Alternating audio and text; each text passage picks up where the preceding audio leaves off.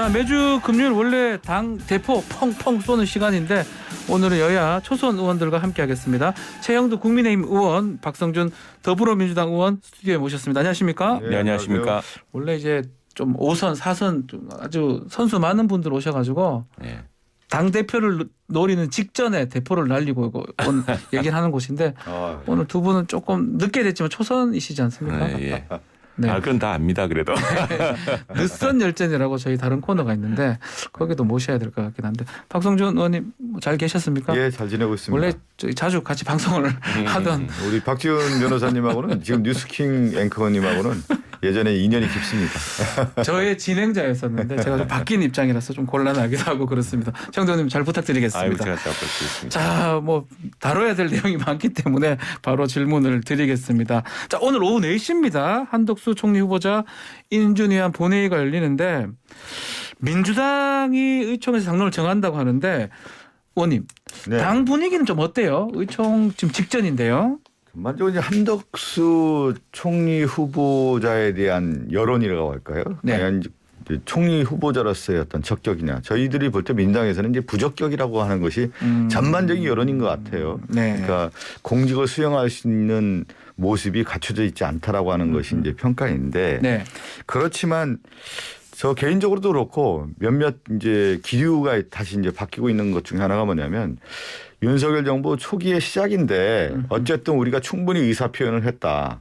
그러니까 내각 인선에 대한 전체적인 문제점과 더불어서 한덕수 총리 자체도 문제가 많다고 하는 것에 대해서 충분히 의견을 냈기 때문에 그렇다고 하면은 윤석열 정부 초기에 일단은 한번 시작하도록 우리가 그 기회를 주는 것도 괜찮지 않느냐라고 하는 여론도 좀 있다고 보고 완전 있습니다. 고민이 되겠어요. 이제 이게 무기명 투표긴 한데 의총에서 만약에 부결이라고 이렇게 당론을 잡으면 어지간하면 다 부결을 하겠죠. 당론은 거의 부분 의원들 다 반란표는 안 나오겠죠. 거의 그러면 다 오지는 않습니다. 자유표결하면 나올 수도 있겠죠. 왜 모르겠지만. 그러냐면 네. 뭐 무기명 투표하지 않습니까? 예, 이번에? 무기명 투표입니다. 무기명 투표하기 반반은 때문에 아니죠. 나올 수는 있는데 제가 볼 때는 민주당이 그렇지는 않을 것 같고요. 예. 충분한 지금 2시부터 4시까지 의원총회를 통해서 의견을 모으고 그러기 때문에 결론이 난다고 하면 그 결론을 따를 거라 보고요. 네.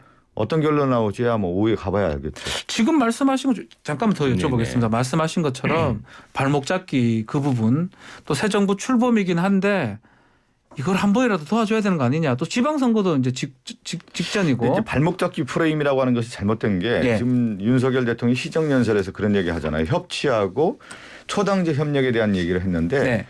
우리가 잘 알지 정당 정치라든가 민주주의 정치에서 가장 중요한 것은 협치와 초당적 협력이라는 것은 어디에서 나오냐면 정책에 대한 것이 나오고요. 네. 또 하나가 뭐가 나오냐면 인선입니다. 결국은 인사를 통해서 협력하겠다라고 하는 의지를 표현하는 건데 네. 그래서 윤석열 대통령이 시정연설에서 처칠과 애틀리 전시 열린 얘기를 했죠. 내각을 예. 얘기한단 말이에요. 그럼 처칠은 보수당이고 애틀리는 노동당이었단 말이에요. 그러면 윤석열 대통령이 정말 초당적 협력이라든가 협치를 하겠다라고 하면은 민주당에게 이런 사람 좀 추천 좀 해달라. 그렇게 해서 만들어가는 것이 협치인 것이고 만약에 인선에 문제가 있다고 하면 나 인선에 대한 민주당 의견을 충분히 받아들이겠다. 네. 그래서 그렇다고 하면 보다 나은 인물을 오히려 추천해달라. 아하. 그렇게 해서 만들어가는 것이 협치이고 초당제 협력이지. 그게 영국의 처칠과 애틀리의 내각인 겁니다. 당이 다른데 그게 인선을 통해서 하는 거거든요. 협치라고 네. 하는 것을. 그러면서 거기서 정책을 추진하는 건데 지금 윤석열 정부가 그러한 모습을 갖고 있지 않은 것이죠. 네. 그런데 이제 한덕수 총리도 워낙 문제가 많은 거예요. 한동훈도 문제 많고 그런데 한동훈 장관을 그 임명하지 않았습니까? 네. 후보자를. 그런 것들을 볼 때 협치에 대한 생각은 별로 없는 것 같습니다. 최 의원님 말씀 좀 들어보겠습니다. 네. 그건 사실은 안타까운 일인데 네. 그러나 민주당 내부에서 지금 현실적인 고려들을 하고 있는 게 좀 다행인 것 같습니다. 네. 사실은 일부 좀 강경한 의원님들의 생각이 주도권을 잡으면서 이를 자꾸 좀 꾸린 것 같아요. 사실은 자칫한 민주당 내부에도 중진들이나 재선 이상에서는 잘못하면 자가당착에 빠진다라는 이런 아마 현실들을 깨달았던 것 같습니다. 네. 그리고 이제 우리 박성준 의원 말씀하셨습니다만 윤석열 당선인이 정말 협치에 대한 아주 신념이 깊은 것 같습니다. 시정연설에도 했고 네. 취임사도 그렇고 보면은 그리고 또 하나 그럴 수밖에 없는 것이 지금 오늘 소개도 참 저를 먼저 하셨습니다. 사실은 국회의 전통을 보자면 다수당부터 먼저 해야죠. 압도적인 다수당이기 때문에 집권 여당이니까요.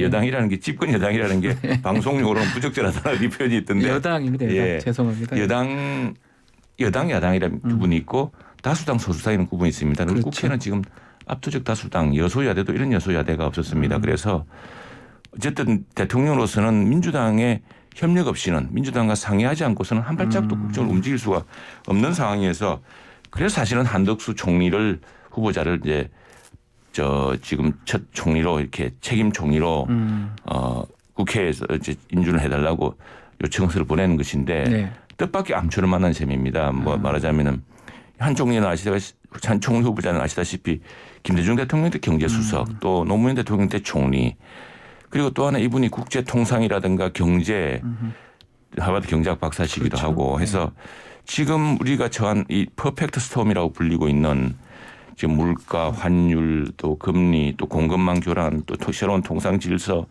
또 코로나19 이후에 지금 사회적인 이런 그 큰 양극화 이런 문제를 해결할 수 있는 종합적인 좀 능력을 가지신 분을 발탁했다고 저희는 생각했는데 굉장히 이거 자체를 이제 받아들이지 않다면은 사실 아주 당혹스럽죠. 당혹스럽고 실제로 2008년인가요? 이 총리 인준했을 때 그때 국회에서 당시 저희들 당도 철저히 검증을 했습니다만 네. 사실 큰 이제 이 하자라든가 큰 문제점을 발견하지 못했습니다. 그래서 80% 가까운 인준 표결로 됐었고 그랬던 것인데 지금 실질적인 청문 보고서를 부적격이라면 부적격 보고서를 채택해 주지 않은 게 참 안타깝습니다. 왜냐하면은 그렇게 해야 도대체 청문회에서 뭐가 다뤄졌는지를 따져볼 텐데 청문회에서 다 소명이 되고 해명이 된 것을 지금 그냥 당초 주장만 되풀이하고 있습니다. 이런 겁니다. 뭐 김현장에서 20억을 벌었다고 네. 재산이 많이 늘었다는데 재산이 늘었다지만 그건 민주당 의원님들 그렇듯이 집값이 올라가지고 올랐던 부분이 있고 또 김현장에서 한 3년간 5억 가까운 돈을 받은 적이 네. 있습니다. 그런데 그게 세전소득이기 때문에 세금을 한 2억씩 냈습니다. 세후소득 한 3억인데 이게 이제 김현장이라는 곳이 보니까 비서, 운전사 월급까지 한꺼번에 다 주는 같이 겁니다. 받는 거니까. 예, 그래서 사실은 그것이 물론 일반인이 보면 많은 소득이지만 그게 뭐 과도한다고 보기 힘든 측면이 있고 또 하나 카드를 하나도 사용하지 않았다 그래서 이상한 사람이다 이렇게 이야기를 하는데 네. 청문회 과정에서 카드를 연간 한 6천만 원씩 사용했다고 합니다. 하는데 이 카드 사용액이라는 것은 소득 금액의 일정 이상이 돼야지만이 그게 세금의 그 과세 혜택을 받을 수 있는 거거든요. 그런데 그 혜택이 없는 것이기 때문에 신고 안 했을 뿐이지. 그런데도 그걸 무슨 카드 사용 한번 하지 않은 대단히 이상한 뭐 것이냐 이렇게 알려져 있고 그런 것들이 자꾸 엉뚱한 프레임을 만들고 있는데 지금 저희들이 볼 때는 그리고 무엇보다 이분이 지금 민주당 의원님들하고 굉장히 가까우시고 네네. 그러니까 소통과 협치를 하실 수 있는 준비가 되어 있는 분입니다. 또 그리고 무엇보다도 퍼펙트 스톰이라고 불리는 지금 쌍둥이 적자, 무역 적자하고요, 재정 적자 이 상황에서 CPTPP라는 또 새로운 통상 질서가 다가오고 있습니다. 네. 러시아의 우크라이나 침공으로 세계 공급망이 교란되어 있는 상태에서 이런 것들을 함께 내각과 함께 책임지고 할 수 있는 분이고 무엇보다 저는 민주당 의원님들의 또 민주당 다수당인 민주당과 굉장히 많은 협치를 하실 수 있는 열린 분이다 이렇게 생각을 합니다. 아니, 네네. 그걸 떠나서요. 지금 이제 당 내부에서도 좀 현실적인 뭐 현실론이 이제 분명히 지금 부각되고 있는 모습이 있는 거거든요. 네. 그러니까 뭐 이재명 후보님도 그 얘기를 하시지 않았습니까? 맞습니다. 국민이 선택한 대통령이 첫 출발하는 단계라는 점을 좀 조금은 고려할 필요가 있다. 예. 이런 면도 좀 강조했기 때문에 저는 국민의 눈높이에 봤을 때 한덕수 총리 후보자가 부적격이에요. 사실은요. 그런데 민주당이 워낙 많은 것들을 이제 제기했고 오늘 뭐 그걸 제기하는 자리가 아니기 때문에 네.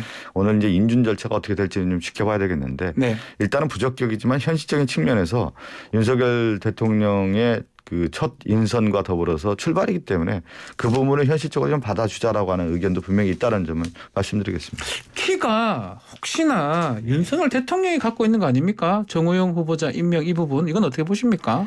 뭐 거기에 대해서는 국민 눈높이를 예. 대통령도 생각하실 테고 할 텐데 이제 요지는 처음에 이제 발탁한 배경은 무슨 친분 관계가 아니라 예, 지금 우리가 팬데믹을 이제 거의 마지막 단계에 와 있습니다만 또 새로운 변이도 나타나고 있다는 거 아닙니까? 예. 이번처럼 우리가 팬데믹이라는 게 결국 국민의 이 건강 보건 시스템이 이 우리 국가 전체를 마비시키기도 하고 국가 전체를 굉장히 위태롭게 하겠다는 걸 우리가 봤기 때문에 예. 보건복지부 장관은 보건을 주로 할 수 있는 그러니까 그래서 나온 컨셉이 아마 의사 출신의 종합병원장에서 병원 행정 그리고 이런 감염병 대책을 현장에서 직접 지휘해 본 분 이런 분을 이제 발탁하려고 했던 것 같습니다. 예. 근데 여기에 이제 엉뚱한 이제 지금 자녀 입시 문제가 생긴 거죠. 근데 딱 당사자는 그건 뭐 경북대에서 했던 공개적인 절차에 따라 된 것이 때문에 문제가 없다고 지금 주장하고 있고 이제 그런 상황이 좀 난감한데 그러나 어쨌거나 문제는 뭐냐면 국민 눈높이나 국민 여론도 반영하지 않을 수가 없고요. 예.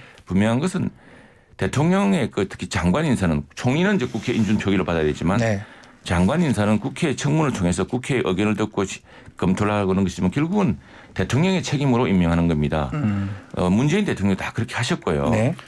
그런데 그걸 아예 그냥 거부한 채 대통령 정부가 해야 될 일을 시작조차 못하게 한다면은 그건 좀 문제가 있는 것 아닌가 이렇게 보는 거고. 네. 어쨌거나 뭐 트루먼 대통령이 그런 말 하지 않았습니까? 모든 책임은 내 책상 앞에서 머문다. 내 책상 위에 머문다고 했듯이 모든 책임은 윤석열 대통령이 지는 겁니다. 결국에는. 그래서 그 내각도 윤석열 대통령이 지금 이렇게 저렇게 보건 문제 이런 문제를 해결하기 위한 그 인선 구성안이 있었을 테고 또 다양한 의견을 들어서 정한 것일 텐데. 예. 근데 이제 다 정해지고 지금 정호영 후보자 한 분인데 이제 남았죠. 이분은 예 사실은 여러 가지 국민적 여론도 또 감안해야 하지 않겠습니까? 다양한 예. 의견이라고 했는데 지금 다양한 의견을 다 충분히 들었고요. 예. 윤석열 대통령이 당연히 인선의 카드는 윤석열 대통령이 갖고 있는 거죠. 인선에 대한 책임자이기 때문에. 그러면 정호영 그 복지부 장관 후보자에 관련된 의혹들이 얼마나 많았습니까? 국민 눈높이에서 봤을 때 이미 부적격이었고 이미 이제 정리돼야 될 대상이었는데 아직까지 갖고 있는 거 아니겠습니까? 그렇죠. 그러면서 오히려 지금 볼 때 한덕수 총리 후보자 정호영 후보자 이 카드를 만져거리는 모습이란 말이에요. 오히려 만져. 청와대 왜 그러냐면 대통령이 예. 저는 그 예전에 그런 이제 국민의 그 시선으로 정치한 분들이 다 있지 않습니까? 예를 들면 뭐 김영삼 전 대통령이나 네. 김대중 전 대통령 이렇게 문제가 있을 경우에는 빠른 선택과 결정을 통해서 국민에게 다가가는 정치를 했단 말이죠. 끝까지 네. 이렇게 고수를 하면서 마지막까지 진을 빼면서 이렇게 하는 것은 올바른 저는 인선이 아니라고 보고요. 또 네. 이제 정호영 장관 후보자 같은 경우는 뭐 지금 이 자리에 다시 한번 얘기하면 아들 자녀 편입 특혜 의혹이라든가 아들 병역 특혜 의혹이라든가 얼마나 많은 국민의 지탄을 받았습니까? 도덕성의 문제라든가 능력의 문제라든가 특히 윤석열 대통령 같은 경우는 지금 교육개혁이라든가 연금개혁이라든가 노동개혁이라든가 복지개혁을 얘기를 했는데 복지와 연금개혁의 당사자가 보건복지부 장관이란 말이에요. 네. 그랬을 경우에 이 자리가 맞느냐라는 얘기도. 그러니까 코로나 팬데믹에 대한 대처로서의 정호영 장관 후보자를 내정했다라고 하는 논리와 앞으로 국가의 가장 중대한 사안이라고 할 수 있는 연금개혁이라든가 이 복지개혁에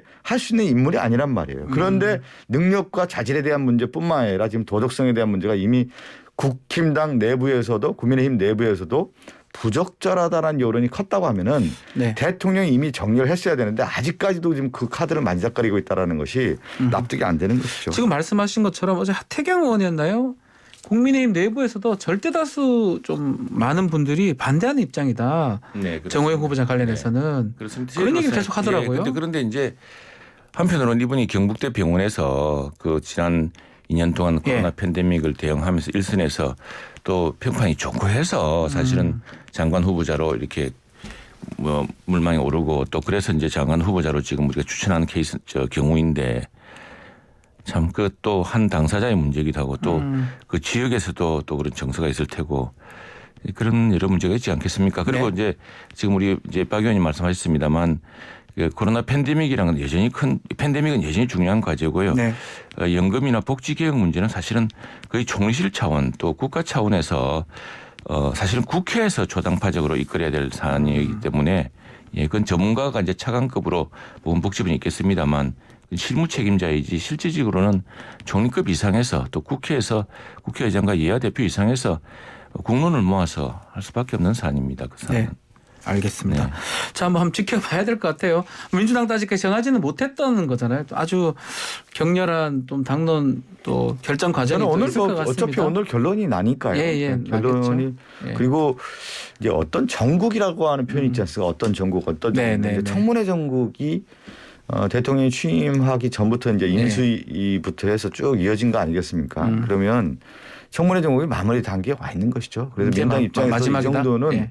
어느 정도 정리를 해주고 넘어가고 예. 다음은 어떤 정국이냐면 지방선거 전국으로 넘어가는 거거든요. 그 매듭을 지을 시점이라고 봅니다. 그렇습니다. 제가 한 마디 더 보태자면은 어쨌거나 우리 이제 대통령제가 이전 같지가 않습니다. 뭐 제왕적 네. 대통령제라고 하지만 국회의 권한이 커졌고 해서 국정을 상당 부분 지금 민주당이 이끌어야 됩니다. 사실은 예 다수당으로서 그래서 사실은 국정을 견인할 수도 있고 또 어느 말씀 발목을 잡지 않고 손목을 끌고 나갈 수도 있습니다. 손목을 그래서 잡고 발목을 앞으로. 잡지 말고 예. 손목을 끌고 가주시라 이렇게 당부하고 싶습니다. 네, 예. 알겠습니다. 자, 지방선거 얘기 넘어가겠습니다. 자, 첫날 선거운동 과정에서 나온 얘기 보면 민주당 후보가 민영화 반대 얘기를 좀 하고 있고요. 국민의힘에서는 뭐 우리 민영화 추진할 기획 자체가 없다라고 하면서 이거 제2의 강유병 사태 만들려고 하는 거 아니냐라고 얘기하고 있습니다. 그 얘기부터 먼저 해보시죠. 그런데 민영화 얘기가 김대기 대통령 비서실장 얘기부터 해서 아마 그 인천공항 민영화 얘기를 언급한 것으로 알고 있어요. 근데 이게 왜 얘기가 더 커지게 됐냐면 네. 김대기 비서실장이 이명박 전 대통령 당시에 경제수석인가 하지 않았습니까? 제가 기억이 그런데 정책실장 하시죠. 네, 정책실장 뭐 경제수석인가 예. 했을 겁니다. 요직을 예. 거쳤는데 그 당시에 그 이명박 정부에서 민영화를 많이 추진했거든요. 사실 네. 민영화 추진을 많이 했고 그러다가 국민적 저항을 또 부딪혔습니다. 그 당시에. 그래서 못했는데 다시 이 아까 여기 카드 얘기하시던데 앵커님께서 민영화 카드를 꺼낸 것 같아요. 그래서 이미 작업이 들어간 것이 아니냐. 우리가 얘기하는 공공재라고 하는 이 공항이라든가 전기라든가 가스라든가 수도라든가 이런 것들 경우는 실제 국민의 공공재이기 때문에 국가가 관리를 해서 국민의 복지 정책과도 연결돼 있는 거거든요. 이런 네. 것들은. 그런데 단순하게 수익 모델을 위한 어떤 민영화를 추진했을 경우에 이게 과연 윤석열 정부의 방향인가? 이렇게 또 의심을 갖고 있는 거거든요.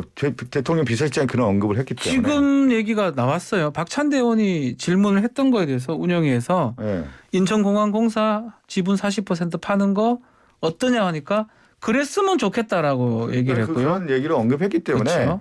지금 이명박 정부에서 있었던 사람들이 지금 그대로 지금 윤석열 정부가 이명박 정부의 제2의 이명박 정부라는 얘기까지 나오는 거 아닙니까? 검찰도 그렇고 지금 주요 인선들 보면 이명박 정부에서 활동했던 사람들이 그대로 왔는데 이명박 정부는 민영화라든가 결국은 수익 모델 창출을 한 정부 아니냐라고 하는 국민적 지탄이 많았단 말이에요. 이명박 전 대통령 당시에.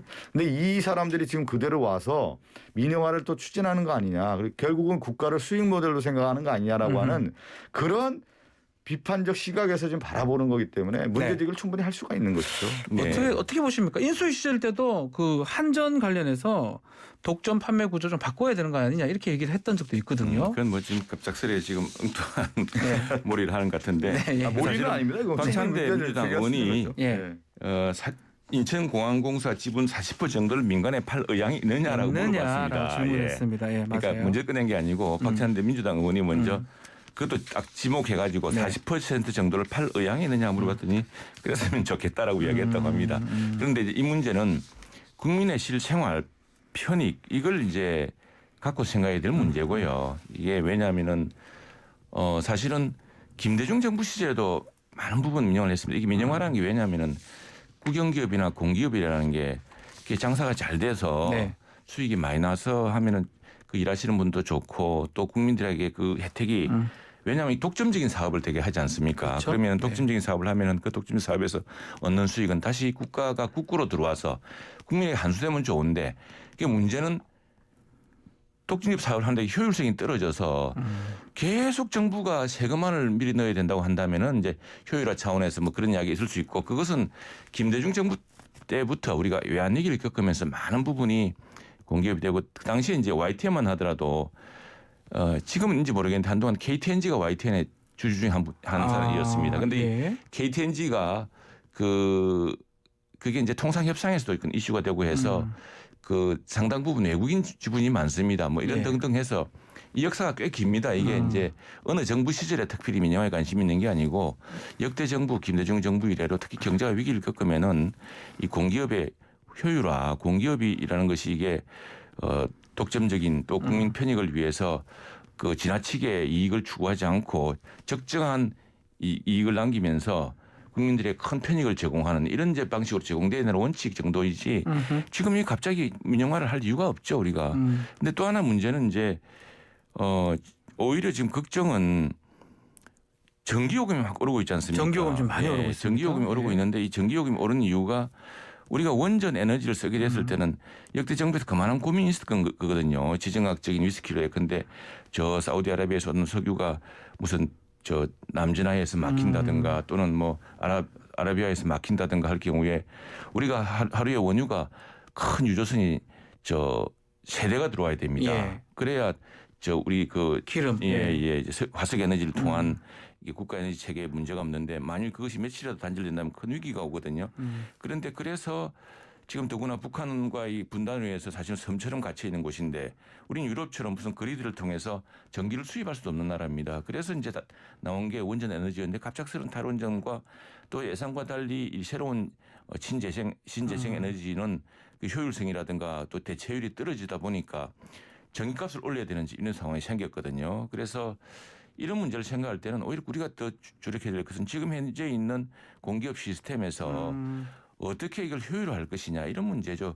그게 민영화를 한다고 누가 사겠습니까? 민영화는 아니다 이렇게 말씀하시네요. 아니 이제 예. 그 민영화에 대한 이제 얘기들이 이제 예전부터 상당히 많았는데 과연 민영화가 누구를 위한 민영화냐. 근데 경제 효율성을 얘기했는데 나중에 보니까 결국 있는 자를 위한 민영화였다는 거예요. 그 영국도 그렇고 미국도 그렇고 옛날 왜 신자유주의 물결하면서 국가의 이런 공공재들에 대한 부분을 다 민영화했는데 네. 마지막에 가봤더니 그 부담이 고스란히 국민들에게 다 갔다라는 거예요. 네. 그리고 민영화를 주장하는 사람들의 뒤에는 누가 있냐면 결국 자본 권력이 있더라는 거예요. 자본 권력 중에 하나가 뭐냐면 예를 들면 이제 펀드들을 구성했던 검은 머리 미국인이죠. 쉽게 얘기하면 이런 네. 사람들이 실질적으로 민영화를 통해 수익 모델을 창출하고 그것이 나중에는 보니까 국민에게 부담이 됐다라는 거예요. 그래서 민영화라고 하는 논리는 상당히 봤을 때는 그렇듯해요. 경제적 효율성을 얘기하고 실질적인 어떤 구조개혁이라든가 이런 얘기를 만들면서 다가갈 수 있는지 내면적으로 봤을 때는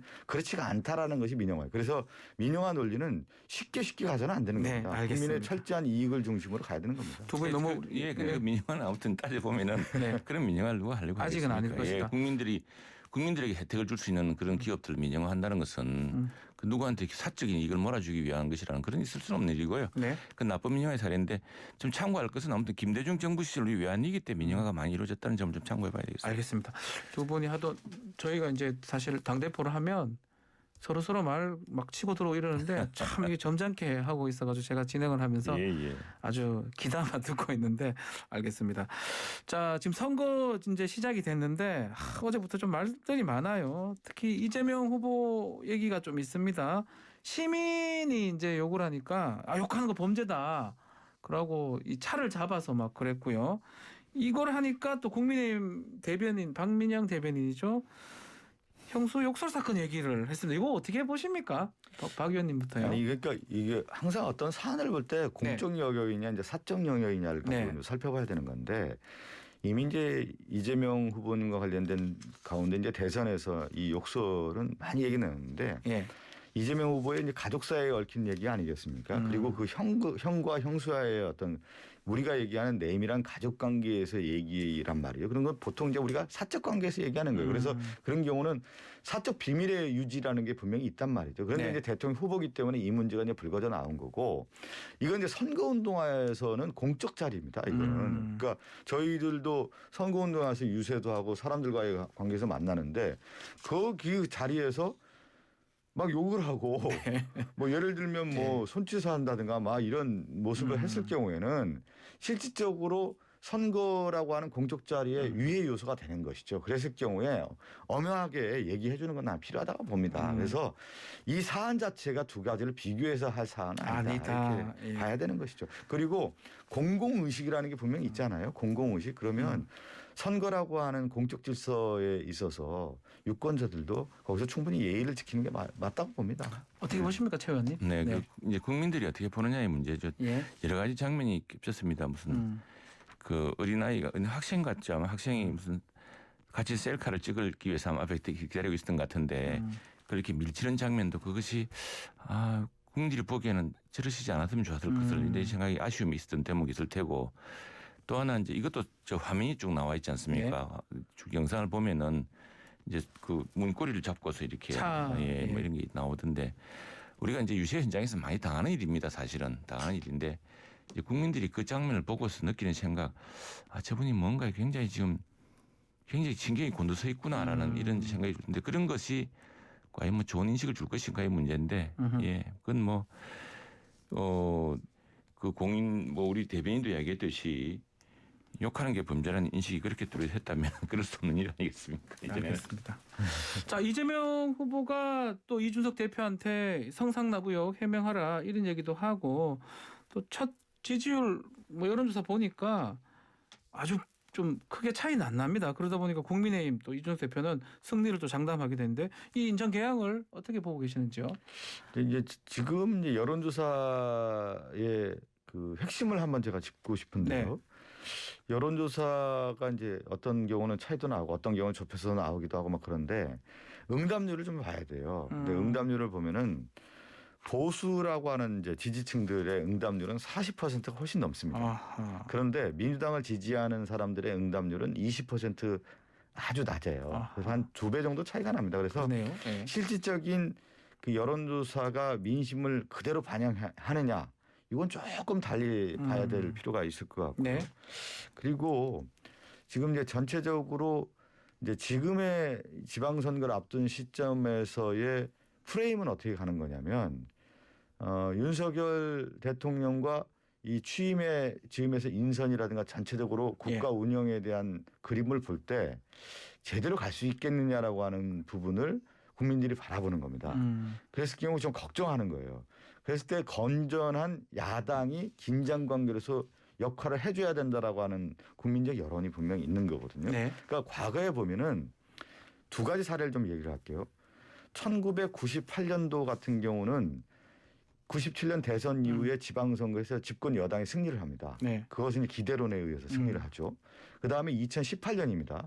2017년 대선이 끝나고 나서 한 1년여 년이 지나고 나서 지방선거 할 때 거기도 기대론이 컸기 때문에 맞습니다. 승리를 해요. 예. 그런데 이 둘의 공통점은 뭐냐면 김대중 대통령도 그 국민에 대한 지지율이 80%가 넘었고요. 네. 아마 제가 문재인 대통령도 80%가 넘었다는 것으로 알고 있습니다. 그런데 취임한 지 지금 한 달에 채 안 됐는데 대통령의 지지율이 50% 밑이란 말이에요. 네. 그것은 뭐냐면 국민들이 바라볼 때 걱정한다는 거예요. 그랬을 경우에 국민적 여론이 이번 지방선거에서 어느 정도 잘 하라라고 하는 견제론도 분명히 있는 것이다. 기대론이 옛날에는 한 70~80%가 됐는데 압도적이었다면 지금은 그 정도가 안 되기 때문에 그 견제론에 의해서 이재명 후보도 지금 인천 개항을에 나올 수밖에 없었던 겁니다. 그렇게 보고 지방선거가 크게 그렇게 흘러간다고 봅니다. 네, 최 의원님. 예, 저는 아까 좀 전에 이제 박 의원님께서 민주당 응답률이 좀 낮았다 이렇게 하는 것은 상당히 좀 굉장히 중요한 신호로 봐야 됩니다. 이게 지금 약간 민주당이 오판하고 민주당이 오판하는 게 아니라 사실 이재명 후보와 일부 사람들이 좀 오판하고 있는 것이라고 생각을 합니다. 왜냐하면은 제가 알기로는 민주당 지도부 상당수도 말렸다고 이야기 들었습니다. 저 이재명 후보가 갑자기 출마 말하는 거죠. 개항으로 나가는 것은 너무 서두른 인상이고 무엇 때문에 왜 이렇게 쫓기듯이 하느냐라는 인식을 줄 수가 있고 또 하나 말한다면은 분당을 해서 이제 정말 저 대장동 사건이라든가 또 경기도지사 시절의 이야기라든가 이런 것들을 오히려 경기도민에게 묻는 효과가 있다면은 경기도에서 나왔어야 됐었죠. 근데 갑자기 개항하려고 하는데 이게 지방선거가요. 대통령 선거보다 투표율이 많이 낮습니다. 거기다가 지금 아까 응답률이 민주당 지지자 응답률이 낮다 했는데 민주당 지지자들이 투표에 그렇게 응하지 않을 가능성이 더 높습니다. 그런데 그럴 경우에 지금 우리 윤영선 후보 같은 경우는 개항을 후보입니다. 예, 개항을 후보는 여기 사시는 분이고 여기서 수십 년 동안 생업을 하시면서 또 이 정치 활동으로 뿌리를 내리신 분입니다. 이 지역 선거는 투표율이 가장 관건이고 또 어느 투표층이 나가느냐의 문제인데 누가 보더라도 이재명 후보가 갑자기 개항을 해 나간 것은 여러 모양이라든가 또 민주당 지지자들도 하여금 특히 이 지역에 사는 민주당 지지자들조차도 왜 이런 선택을 했을까라는 이제 이런 의구심을 불러일으키는 사안이고 지금은 국민들 심리로는 뭔가 발차시켜서 일을 하게 한 뒤에 견제는 견제는 그러니까 아까 얘기했던 발목을 잡지 말고 민주당이 국회에서 손목을 끌어가면 되는데 네. 왜 발목을 잡느냐. 아하. 국민들이 볼 때도 이건 뭔가 앞뒤가 안 맞다. 민주당이 훨씬 그 국회에서 다수당이다 보니까 훨씬 더 잘 리드할 수 있는데 잘못한 거는 말로서 안 들으면은 국회에서 표결로 보여주고 또 정말 이런 방향으로 가자고 오히려 선제적으로 손목을 끌고 할 수 있는 네. 것을 왜 이렇게 하느냐에 대한 그 국민들이 쉽게 납득할 수 없는 예, 지금 그런 상황 같습니다. 예, 네. 알겠습니다. 자, 경기지사 얘기를 좀 해봐야 될 것 같은데 지금 다른 좀 논란이 좀 있습니다.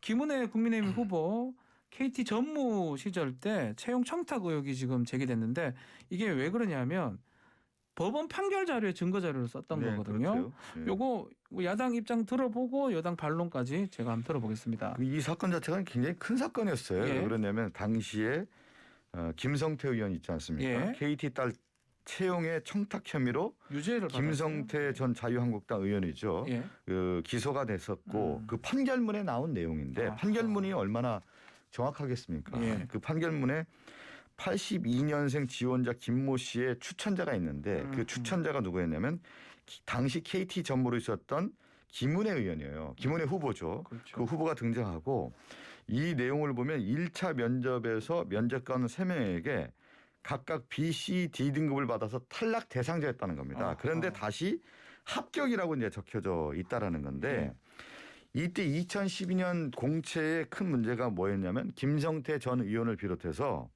MB정부 청와대 관계자, KT 임원 등이 그 친인척 지인을 여러 합격시켜서 채용 비리 복마전이다라고 하는 것이 드러났고 그것이 이제 김성태 전 의원이 유죄로 됐단 말이죠. 그렇죠. 근데 그 당시에 추천자가 또 누가 있었냐?